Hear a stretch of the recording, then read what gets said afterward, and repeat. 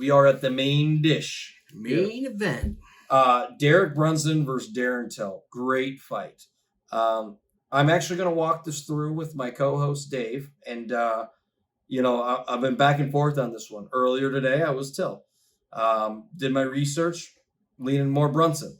Let's talk it through though. I want your take first. My take, man. For me, it's going to be hard to get bet against Till. Because even though he's lost, 3 of his last 4? 3 of his last 5. 3 of his last 5, let's say. And he's a big favorite. Well, I got a slight favorite. Minus 175 favorite. I just think he's a legit number 3, number 4 in the world. And the whole time I'm saying this too, I just think like Derek Brunson's been turning heads and making people, change how they think about him. He's 37 years old. He just looked like a complete world beater on the last 4 times he's fought. He lost to Stylebender, then boom, he's just wrestle humping these dudes into submission. He's putting the beating on these guys. Everybody he's beat was supposed to be the next big thing. And he's been a great gatekeeper. Yeah, he really has. How do you go? Every bone in my body wants to go with Till, but how do you go against Brunson on this one when all he's done is win? Until has been choppy at best. So this is the age-old debate, and it is important to talk about the strength of competition, especially in a sport like the UFC. Now, here's the question that I run into. Let me give you the names, okay? Derek Brunson is on a 4-fight win streak, and these names are no slouches. Kevin Holland, listen, I know he's been on a bit of a losing streak since Derek Brunson, but prior to that, the man deserved to be there. He was kicking people. He was knocking people out from the fucking ground. Oh, yeah. When he did Shabazian, Ian Heinisch. Yeah, that guy's a beast. Theodoro, maybe that one was, whatever, of course. Darren Till has fought the stronger competition. Yes. But he hasn't been beating them. Yeah. Just because you're fighting stronger competition and losing, does that outweigh someone that's fighting pretty good competition and winning? Yeah. That's the question I have. Now, listen, when you talk about the strength of competition, though, it is worth noting. Whitaker, Gastelum, Masvidal, Tyron Woodley, Steven Thompson, Donald Cerrone, but Donald Cerrone back in 2017. This was pre-6-17 fight losing streak, right. Donald Cerrone. So that's where he made his name, too. Yeah, and he beat Donald Cerrone. He has beaten Steven Thompson, and he beat Kevin Gastelum. Lost to Whitaker, which everyone not named Asanya is losing to Whitaker. Yeah, Whitaker's legit number 2. It's just so much unknown with this stuff. But, again, I'm not going to give the guy props just because he went in there and won. I mean, he got knocked out by Masvidal. He got submitted by Woodley. Yeah. He did go the distance with Whitaker, but whatever. I just don't know that I can just say, well, you fought the best, so even though you didn't come out on the winning end, your strength of competition outweighs what Brunson has been. I think they both have been fighting good competition, and we're kind of coming to this, I guess the crescendo of it all. And the one thing that who's going next? The one thing that you said to me pre-show that really flipped the switch in my head was that people like Tyron Woodley, they stood up and beat him. Robert Whitaker, they stood up and beat him. Now, Till's whole game plan is stand up and striking. You know what Derek Brunson's not going to do? He's not going to let him stand up and strike. He's going to grind him, take him down, beat the hell out of him. And if these other guys that aren't, their strength isn't striking and they're beating him striking, what is Brunson going to do when he grabs him, humps him into the canvas and puts him on his back for 5 rounds? And Brunson is fucking really good. He has great body control, great grappling.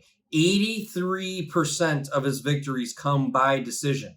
Yeah. You know what I mean? He's fought in 5-round fights. The man has a good... I know that in the Kevin Holland fight, you could maybe make a case about halfway through.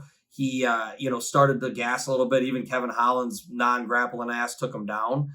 But he still ended up taking him down, getting the finish. And the thing is, Darren Till, on paper, has 82% takedown defense. Right. But here's the problem. He hasn't been fighting people that have been taking him down.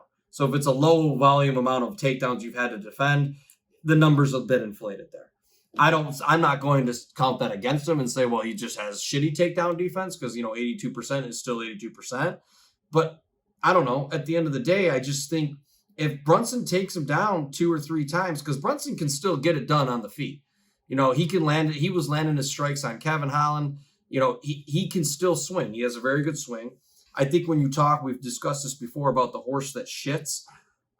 Brunson's that guy. The guy when he fought Kevin Holland, and I had already placed the bet, but I'm telling you, if I didn't have 2-3 units on Holland, which I did lose, admittedly so, I would have switched it right by looking at Brunson comes in. He just has that demeanor about him where it's like, this guy means business. He's not in here fucking cashing checks. He's in here to whoop someone's ass. Yeah.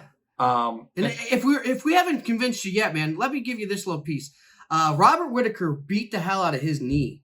Till's knee was in rough shape after that fight. And then look at this. 4 canceled bouts after that fight with Whittaker.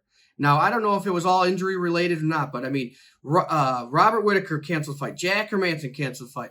Vettori canceled fight. Brunson canceled fight. So the last 4 times this guy was set to fight, he had either pull out or something happened to this fight. So that's a lot of stuff going on. He hasn't fought since July of 2020, so that's over a year. And he hasn't won since November of 2019. Yeah, so I mean, to give favorite money to this guy, and I know that he's not necessarily inactive by his own accord, because as you've just alluded to, I mean, he's tried to get the fights in there, but it still says something. I mean, Brunson, again, he's done a very good job of being the gatekeeper. He's taken on the up-and-comers, the prospects of the UFC, and he sent them all fucking packing at least the last 4 times. He's on a hot streak. I just don't see, and I love betting underdogs. I love offering underdogs to people. In fact, I know that people want to hear about underdogs. Yeah, they're fun. But I don't want to do a whole fucking show where I bet one favorite. And that might be the favorite that fucking loses. Yeah. Rose, like a Rose. I mean, he could go in there and get the knockout. But at the end of the day, I'm Brunson. After talking it through, I think Darren Till also, to me, he doesn't throw a lot of volume. He averages 49 significant strikes a fight. That's not going to be enough to knock out. Brunson's a warrior, man. No. He's a very durable guy. I think Kevin Holland's got way better striking. And if he does feel like he's taking some heat in the striking department, he'll take you down. And then it's like, well, so if it goes to 5 rounds, Till either needs to knock him out. Not a guy known for his power. Quite frankly, a 10%. He wins by decision about 40% of the time. You know what I mean? He only wins by knockout about 20% of the time. So there's no power. Okay. When it comes to octagon control, you got to give that to Brunson. You come to who's the hotter fighter, you got to give that to Brunson. The more active fighter, you got to give that to Brunson. And then what's the line one more time?